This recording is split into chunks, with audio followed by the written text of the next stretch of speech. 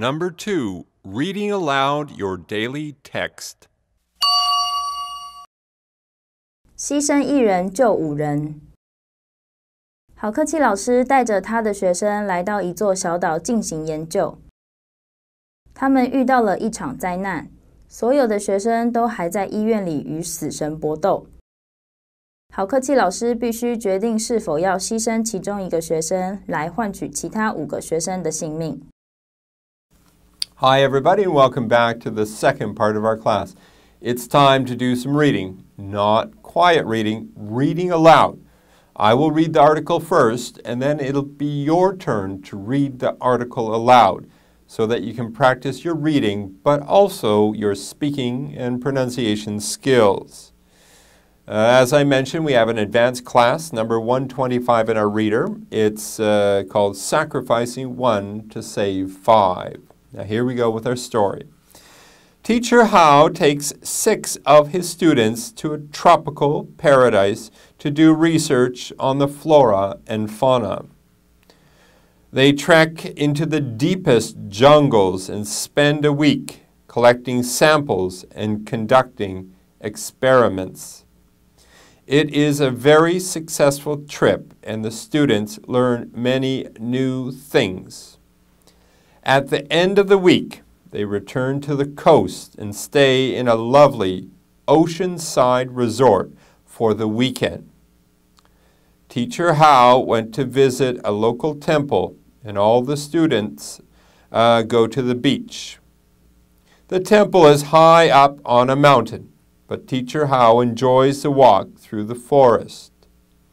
He arrives at the temple and stands on a platform overlooking the whole island.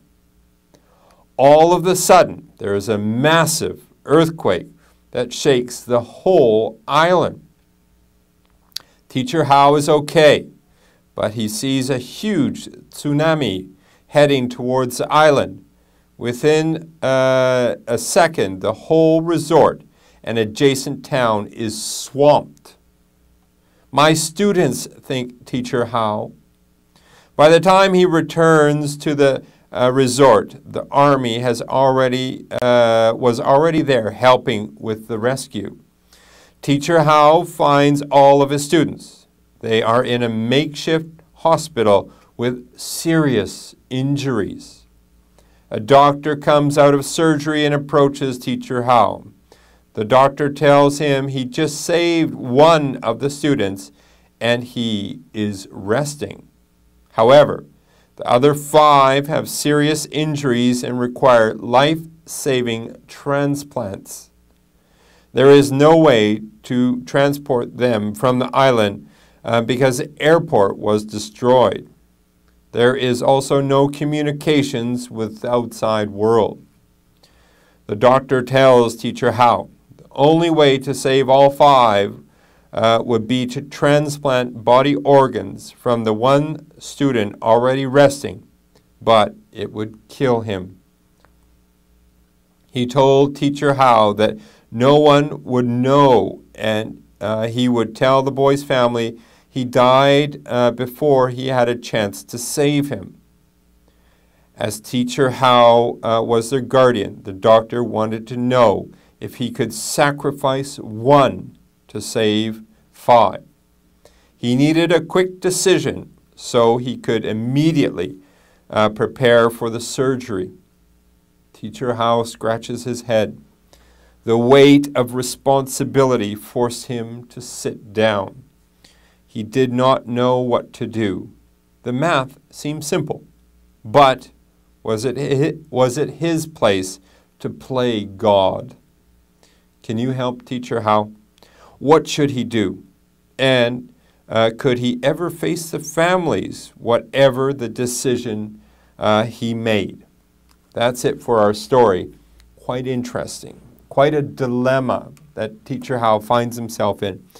He takes his students to a beautiful island paradise for doing some experiments. After they're done, they go to a resort by the ocean. Teacher Hao goes climbing up the mountain, but the students are on the down by the beach, and there's an earthquake and a big tsunami. a big tidal wave. And when teacher Hao finds the students, they're all in the hospital. And a doctor tells him that one student is okay, resting after surgery, but the other 5 need more. They need an operation. They all need operations, and they need transplants. They might need a new heart. They might need a new kidney. They might need some other body organ.